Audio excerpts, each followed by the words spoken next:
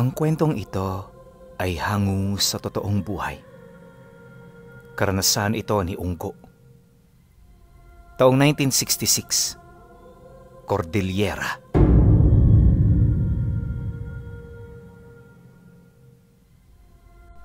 Matagal na panahon nang nililibot ni Unggo ang maraming parte ng kabundukan sa Cordillera.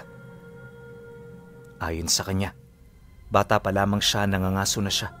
Kaya naman ito na ang kinatandaan niya. Yun na rin ang naging pambuhay niya sa kanyang pamilya, kaya madalas wala siya sa kanila. Gayunpaman, hindi siya nag-aalala para sa kanyang asawa, lalo pat ito naman ay katiwa-tiwala. Nakatira rin sila noon sa bahay ng kanyang mga magulang, kaya kahit iwan niya ang mga ito, wala yung problema. Isa lang ang inaalala noon ni Unggo, at yon ay ang tuwing nagdadalang tao ito ng supling nila. Halos taon-taon, nanganganak ang asawa niyang yon. Kaya kahit malaki ang kinikita, di pa rin sila makaalis-alis sa tanikala ng kahirapan. Bagaman mahirap, natutunan niyang tanggapin ito, lalo pat wala naman siyang magagawa para mapigilan ito. Sa katagalan, natutunan ng matanggap ni Unggo ang sitwasyon na palagi nilang kinakaharap. Pagtatapat pa niya na ang nagbibigay buhay sa kanya ay hindi ang kahirapan at pagnanasang umangat, bagkus ay ang mga karanasan sa bawat pag-akyat niya sa bundok ng Cordillera. Ang hindi kasi alam ng kanyang pamilya na maliban sa pangangaso, meron pa siyang pakay sa mga bundok na kanyang inaakyat, at ito ay ang makakita ng mga diwata at mga nilalang na hindi normal sa ating mga mata. Matagal nang naniniwala si Unggo sa mga ganoong nilalang. Kaya sa tuwing umaakit siya, patuloy siyang nagbabakasakali na makakakita ng mga ganoong uri ng nilalang. Ang kaso lang, sa halos 2 dekada na niyang pamumundok, bigo siyang makakita ng ganon. Lahat nananatiling ordinaryo, at kahit anong gawin niya, wala siyang nadidiskubring bakas na maaaring kinaroroonan ng mga ito. Kaya sa katagalan ng pag-akyat, unti-unti na rin itong nawawala sa kanyang puso. Hindi naglaon, tanging pangangaso na lamang ang pinagtuunan niya ng pansin, hanggang sa may nakilala siyang isang matandang lalaki na naninirahan sa paanan ng bundok malapit sa kanilang baryo. Ayon sa kanya, madalas niyang daanan ng lugar, kaya naman nang makita niya ito medyo nagulat siya. Ilang beses silang nagkita ng matanda, kaya ang unang akala niya, bagong lipat lang ito. Pero nung makausap niya na ito, inilahad nito sa kanya na 5 dekada na yun doong nakatira. Dagdag pa nito na malaking porsyento ng bundok na kanyang dinadaanan pagmamay-ari niya. Gayunpaman, hindi ito rason para pigilan nito ang kanyang mga ginagawa.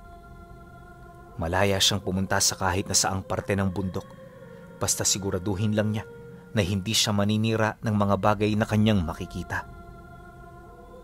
Ayaw na ayaw din itong may nangangaingin sa lugar, kaya madalas naglilibot ito tuwing umaga.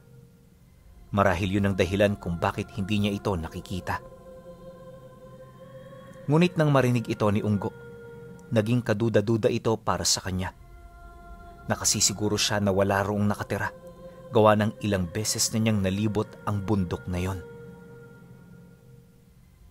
Nang mapansin naman ng matanda ang kanyang mga pagdududa, dito na ito nagsimulang tumawa habang sumasagot sa kanya ng,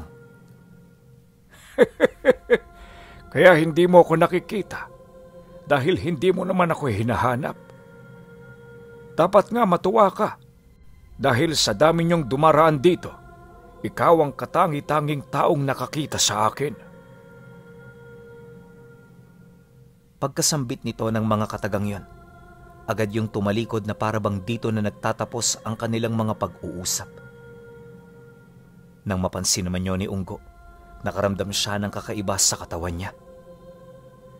Alam niya na may kakaiba sa matanda, kaya naman bago pa ito mawala, dali-dali niya na itong sinundan. Ilang minuto bago sumapit ang takip siling, nakita niya ang bahay nito sa loob ng 2 mayayabong at malalaking puno ng mga kawayan. Liblib ang daan papasok, pero nang masipat na niya ang mismong bahay, nagulat siya sa kanyang mga nadatnan. Sa paligid kasi ng mga kawayang yon, may malaking butas sa itaas na siya namang nagbibigay daan para tumama rito ang liwanag ng buwan at sikat ng araw. Napakalinis din ang paligid ng bahay na halos wala kang makikitang kahit na anong kalat. Napakaganda rin ng lupa rito at kahit simple ang tahanan, makikita mong napakalinis ng loob nito. Pagpasok nila ng bahay, agad na sumalubong sa kanya ang napakaaliwalas na paligid. Bagaman simple ang mga gamit, batid niyang kalidad ang pagkakagawa nito.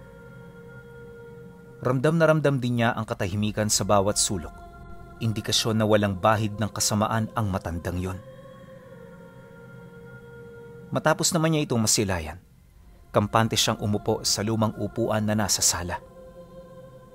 Habang naghihintay, wala siyang ibang ginawa kundi ang pagmasda ng mga lumang litratong nasa dingding ng tahanan. At sa kanyang pagmamasid, dito niya napagtanto na meron din palang dating pamilya ang matanda. Ang nakakapagtaka lang, bakit umabot sa puntong nag-iisa na lamang ito? Pagbalik nito sa kanyang kinaroroonan, bitbit ang kape at nilagang saging. Agad naman niya yung tinanong sa kung ano ang pangalan nito at sa kung kailan yun nagsimulang manirahan sa lugar na yon. Nang marinig naman ito ng matanda, agad naman yung napatingin sa kanya, sabay wika ng, Bago pa kayo tumira rito, nandito na ako. Alam kong mahirap itong paniwalaan pero ito talaga ang totoo. Dagdag pa nito na, Talyong ang kanyang pangalan, ang kilalang nagbabantay sa lahat ng kabundukan ng Cordillera. Mariin din itong inilahad na hindi siya pangkaraniwang bantay ng mga kabundukan dahil meron siyang direktang kaugnayan sa mga bathalang naninirahan dito. Pagkarinig niya sa sinabi nito, bahagya siyang napahinto sa pag-inom ng kape. Sa puntong yon, unti-unti na namang nanumbalik sa kanyang wisyo ang paniniwalang matagal na niyang nakalimutan. Hindi siya makapaniwala sa mga sinabi nito, pero may kung ano sa kanyang wisyo ang nagsasabing ito ay totoo. Sa pagpapatuloy ng kanilang pag-uusap, dito niya nakilala ang 3 diwatang sinasabi ng matandang may kaugnayan siya. Kabilang sa mga ito ang diwatang Amalon, ang naghahari sa ilalim ng lupa. Sumunod dito ang bathalang Subasco, ang Panginoon ng ulang nagbibigay buhay sa lahat ng nilalang na nasa bundok. At ang ikatlo, ang diwatang si Amunawi, ang reyna ng mga batis at matatandang puno na nagsisilbing pundasyon ng Cordillera. Bawat isa sa mga diwata, may mahalagang ambag upang manatili ang tatag ng mga kabundukan. Kabilang din ang mga nilalang sa mga matataas na antas, kaya naman sa kabila ng dami ng mga banta, walang kahit na sino ang may kakayahang kumontra sa pamamahala nila. Nabanggit din ng matanda na kaya nagkaroon ng bantay ang mga kabundukan ay dahil sa mga nilalang ng kaliwa na gabi-gabi ritong gumagala para maghanap ng karagdagang karga. Yon ang tinutugis ni Talyong upang mapanatili ang kaligtasan ng lugar. Pagkarinig naman niya sa sinabi nito, dali-dali naman siyang sumagot dito ng, Hindi ba't malalakas sa mga diwatang sinasabi mo? Bakit hindi na lang sila ang pagbantayin mo? Hindi ganyan ang trabaho ng mga diwata, Unggo. May mas matindi silang trabaho na kinakaharap. Kaya mga ganitong maliliit na banta, hinahayaan na lamang nila sa kanilang mga napili. Yan ang rason kung bakit umiira lang mga katulad ko. Dagdag pa nito na, maging ang kanilang pagkikita ay kinalulugdan din ng mga bathala. May dahilan kung bakit ito nangyari, na pawang panahon na lamang ang makapagsasabi. Matapos ang kanilang naging pag-uusap, dito na nagtapos ang lahat. Nang mapansin ng matanda na papasapit na ang gabi, sinamahan na siya nitong umuwi. At bago pa man nila marating ang mismong baryo, inabisuhan siya nito na hindi ito ang huli nilang pagkikita. Pagtatapat pa nito na, sa mga susunod na araw ay muli siya nitong aanyayahan sa kanyang tahanan upang maipagpatuloy ang kanilang mga nasimulan. Nang marinig naman yun ni Unggo, di naman siya kaagad nakasagot. Naisip kasi niya na baka meron itong malalim na rason kung bakit hangad nito na muli siyang makabalik sa pamamahay nito. Gayunpaman kahit naguguluhan, pinili na lamang niyang sumunod sa nais nitong mangyari. Hindi man niya kasi sabihin, aminado siya na isa yon sa mga bagay na nagbibigay ng interes sa kanyang buhay. Kaya sa paglipas ng mga araw, tila bang naging madalang ang kanyang pangangaso sa bundok. Madalas sa paanan lang siya ng unang bundok pumupunta para kitain ng matanda. At sa loob ng 2 linggo, wala silang ibang pinagkaabalahan kundi ang mag-usap ukol sa batas ng mga diwata at sa pamamalakad ng mga ito. Ngunit habang tumatagal, hindi niya maipagkakaila na unti-unti na rin siyang nagkakaroon ng pagdududa ukol dito. Alam ni Unggo na ang mga kwentong walang batayan ay hindi totoo. Kaya bago pa man tuluyang masayang ang kanyang oras, hinamon niya ang matanda na patunayan ito. Nang malaman nito ni Tandang Talyong, nagulat siya nang hindi ito umurong sa kanyang hamon. At sa pagsapit ng huling araw ng buwan, inanyayahan siya nito na muling bumisita, pero sa pagkakataong yon, gabi siya rito pupunta. Dahil sa sinabi nito, medyo nakaramdam siya ng kilabot. Alam niya na hindi nagbibiro ang matanda, kaya posibleng totoo ang lahat ng mga sinasabi nito. Matapos ang naging pag-uusap, ilang araw din siyang hindi nakatulog. Paulit-ulit niyang naaalala ang mga pinag-usapan nila na para bang may kutob siyang may mangyayaring hindi maganda. Kaya naman sa pagtungtong ng araw ng napag-usapan, medyo nanghihina na noon ang kanyang katawan. Parang may sakit man. Di siya umurong sa kanilang napag-usapan. Ayon sa kanya, bandang 6:00 na ng gabi nang makarating siya sa bahay nito. Pagpasok niya sa kawayanan, agad niyang nakita si Tandang Talyong na naghihintay sa labas ng bahay. May dala-dala itong 2 mahabang sulo na gawa sa purong kawayan. Nakasuot din yun ng salakot, tapos sa likod nito, merong nakasabit na malalim na bayong. Sa itsura ng matanda mukhang mangangaso ito, pero hindi niya mawari kung anong uri ng hayop ang kukunin nito. Paglapit naman niya, agad siya nitong inabutan ng sulo. Pagkatapos, dito na sila umusad patungo sa tuktok ng bundok. Habang binabagtas nila ang daan, napag-alaman niya na 8 bundok ang kanilang tatawirin noong mismong gabi. Ayon kay Tandang Talyong, wala namang banta ng mga aswang sa mga lugar na malapit sa baryo, pero ibang usapan na yung mga bundok na malalayo. Doon kasi dumaraan ang mga nilalang dahil naniniwala ito, malayo sa lugar na yon ang nagbabantay ng kabundukan. Kaya naman kahit may katandaan na, obligado siyang gabi-gabing maglakbay ng ganoong kalalayong distansya. Pagkasambit nito ng mga kataga, agad naman niyang napansin ng 2 lubid na naroon sa magkabilang binti nito. Hindi yun kagaya ng mga ordinaryong lubid pinuno dahil sa bawat paghakbang ng matanda, naglalabas ito ng dilaw na liwanag. Ganon din na nangyayari sa mga suot nitong pulseras at singsing, kaya nang masipat niya ito, dito na siya nagsimulang mag-isip ng kung ano.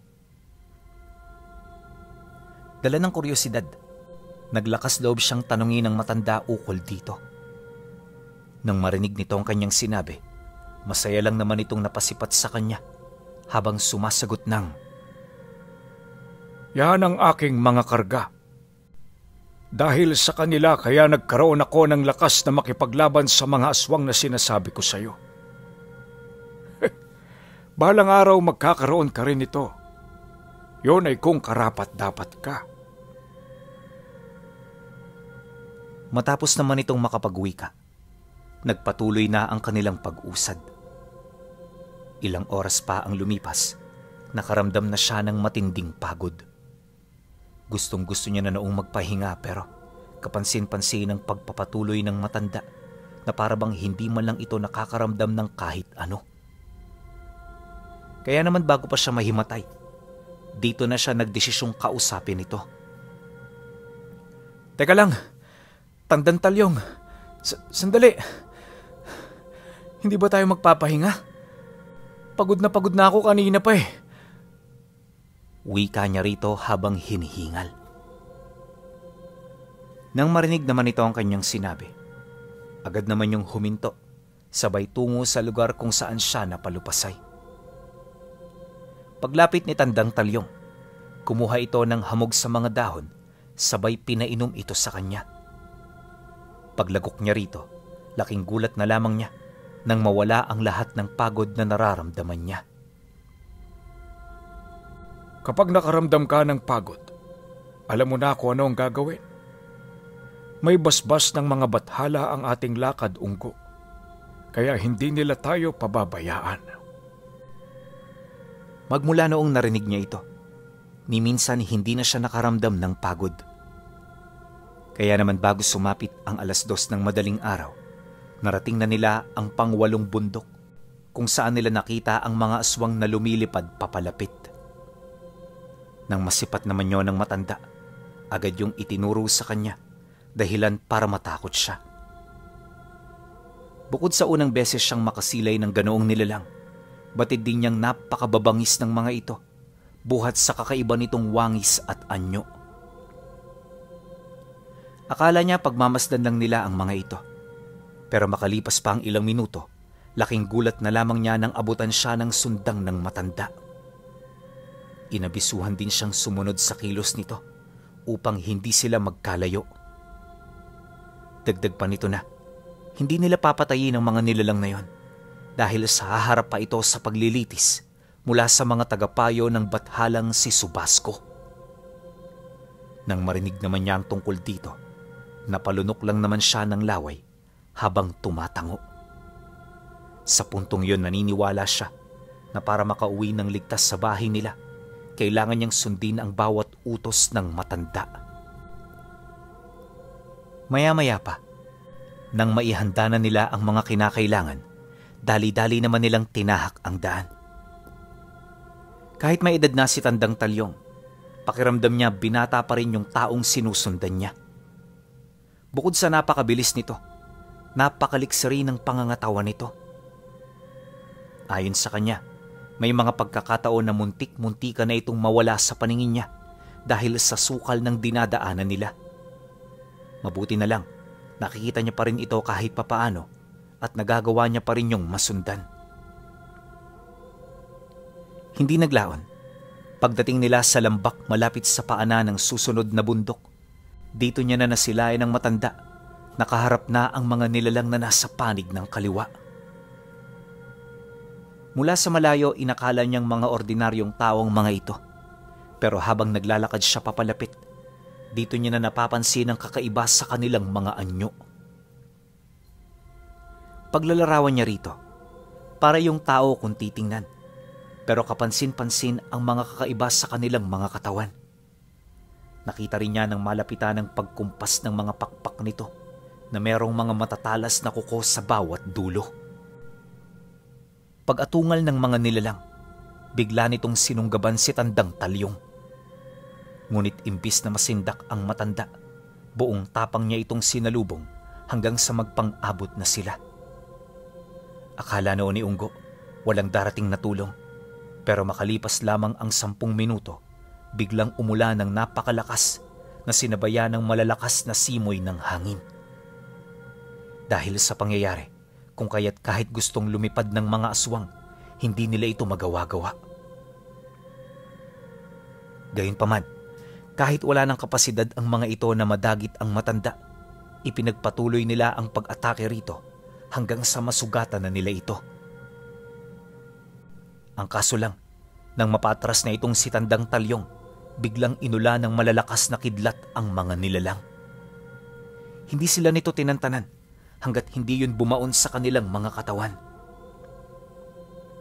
Dahil sa pangyayari, kung kaya't di na nagkaroon ng pagkakataon ang mga nilalang na makalabas sa ganoong sitwasyon. Bago pa man kasi nila yun mailagan, tumama na sa kanila ang libu-libong kidlat na bumaba sa kalangitan. Dahil sa pangyayaring yun, para itong natusta kaagad at kalaunay naging abo dahil sa pagkakaagnas nila. At sa pagkamatay ng mga nilalang, tsaka pa lamang unti-unting bumalik ang katahimikan sa buong paligid. Nang mapansin naman ito ni Unggo, dali-dali naman siyang lumapit sa matanda. Pagramdam nito sa kanyang presensya, napabuntong hininga na lamang ito habang nagwiwika ng, "Hindi ko maisip ang dahilan ng bathala. Bakit niya ito pinaslang ng walang anumang paglilitis? Meron ba itong kaugnayan sa atin? Naramdaman ba niyang nanganib ang buhay ko habang nakikipaglaban sa mga ito? Kailangan natin siyang makita. Unggo, iho, kunin mo ang ating mga gamit. Bilisan mo." Nang marinig niya ang sinabi nito, hindi na siya nagkaroon pa ng pagkakataon na makasagot. Takang-taka man sa ipinapagawa ng matanda, pilit niya itong sinunod hanggang sa makarating sila sa bundok kung saan nagkalat ang mga punong animoy humihigop ng kidlat.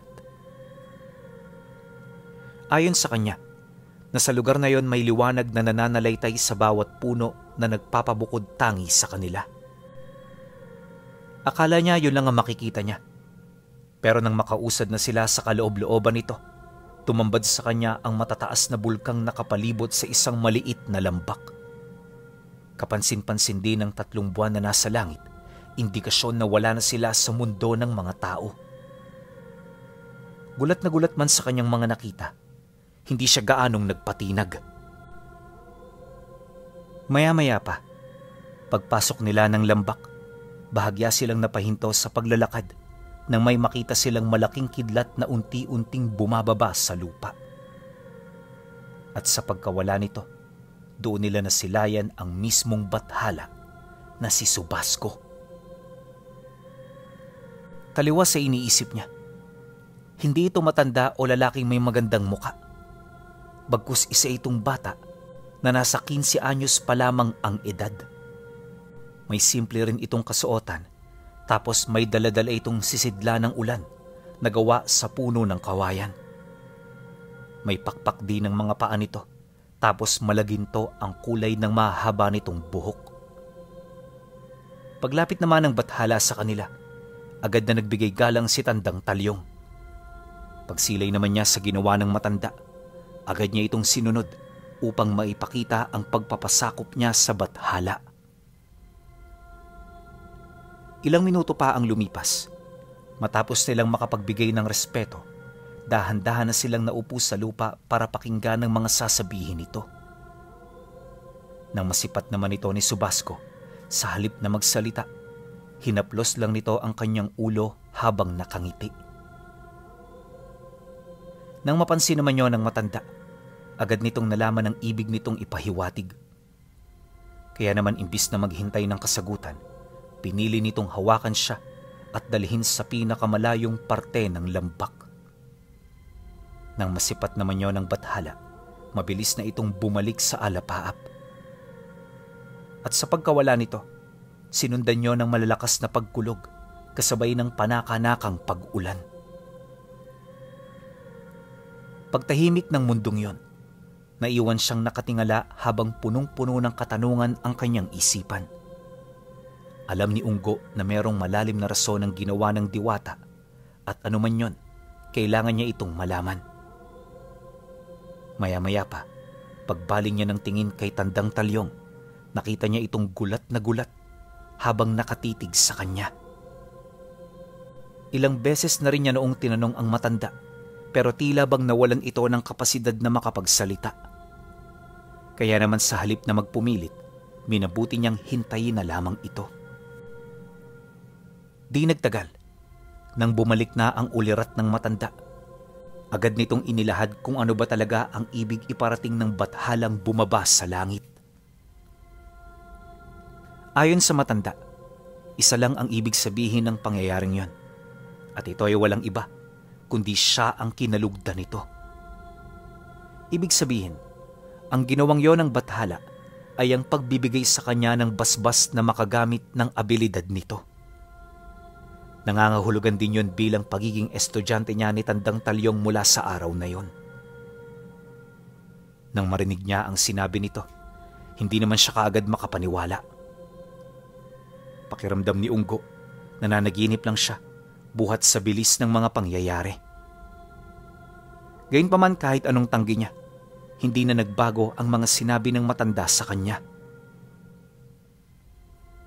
Kaya sa paglipas ng mga araw, wala silang ibang pinagkaabalahan kundi ang magsanay. Gabi-gabi rin siya nitong isinasama sa panghuhuli ng mga aswang upang maging normal na lamang sa kanya ang mga ganoong gawain. Ayon kay Unggo, matinding kilabot ang kanyang naramdaman noon, pero sa kabila nito na kaya niya pa ring malagpasan ng lahat ng pagsubok.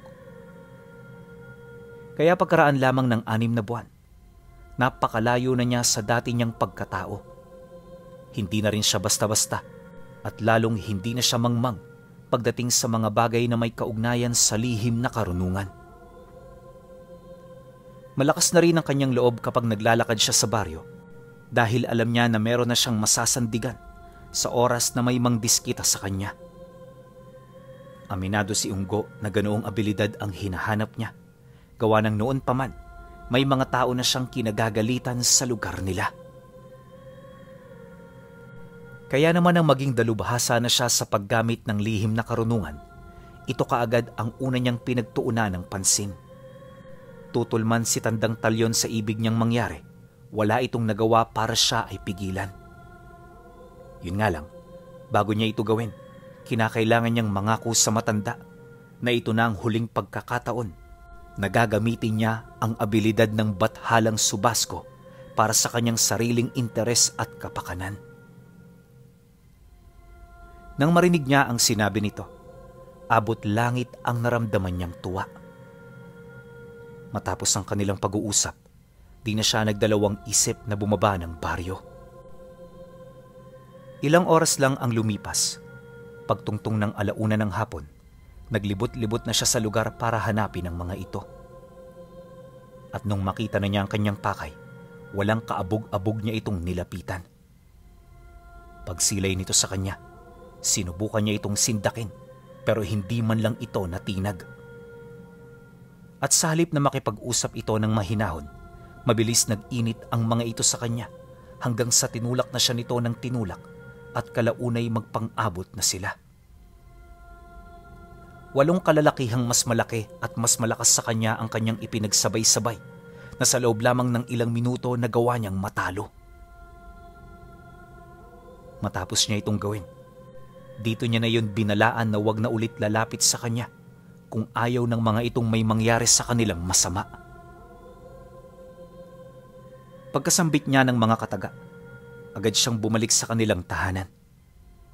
Akala niya nung una, sapat na ang ginawa niya.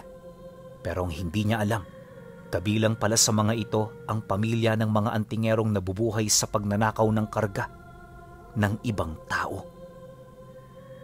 Matagal na nila yung ginagawa, kaya nang malaman nila ang ginawa ni Unggo, naniwala silang meron itong tangan na malakas na karga.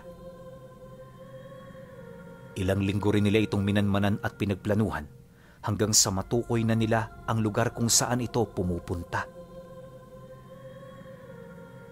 Isang gabi, matapos ang pagdakip nila sa mga gabunang napadpad sa mga kabundukan, bigla na lamang silang tinambangan ng 2 kalalakihang may takip ang muka.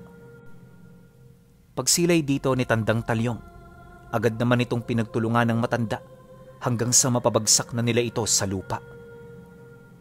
Dahil sa pangyayari, nagmamadali namang umatras itong si Unggo habang nagtataas ng bakod at puder sa katawan.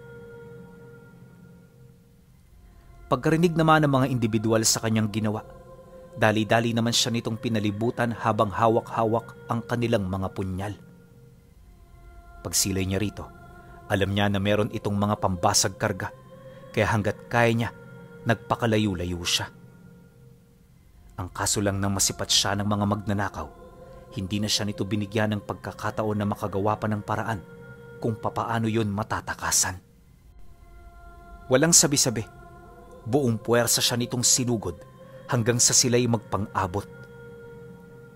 Dahil dito, kung kaya't wala na siyang nagawa kundi ang lumaban. Hanggat kaya niya, sinubukan niyang pumaslang ng isa sa mga ito, ngunit naging bigo siya. Bukod kasi sa meron yung mga kalasag pangontra sa mutya niya, tila bang malalim na rin ang karanasan ng mga ito pagdating sa pakikipaglaban sa mga kapwa nito antingero. Kaya naman sa loob ng ilang minutong pakikipaglaban, hindi niya maipagkakaila na nagagawa na siya nitong mapangibabawan hanggang sa maigapos na ng mga ito ang kanyang mga kamay at binti.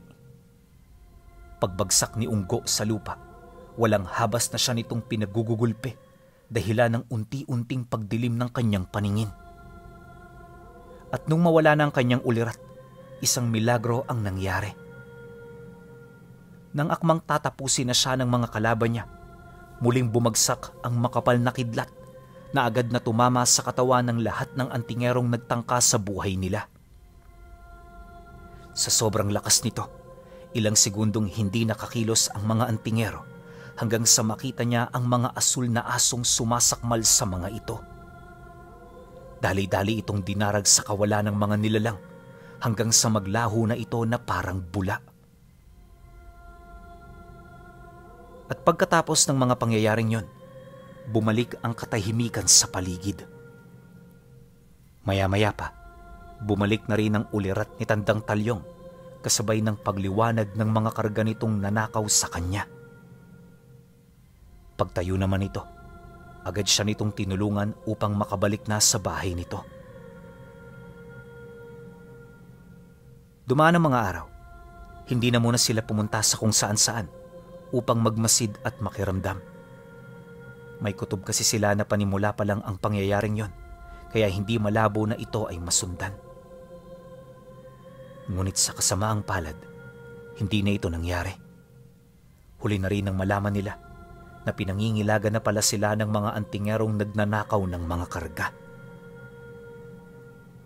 Magmula noon, nanatili na si Unggo sa bundok para makaiwas. Alam niya na hanggat nasa bundok siya, mananatili ang kanyang kapangyarihan na ibinigay ni Subasco, ang isa sa mga bathala ng bundok Cordillera.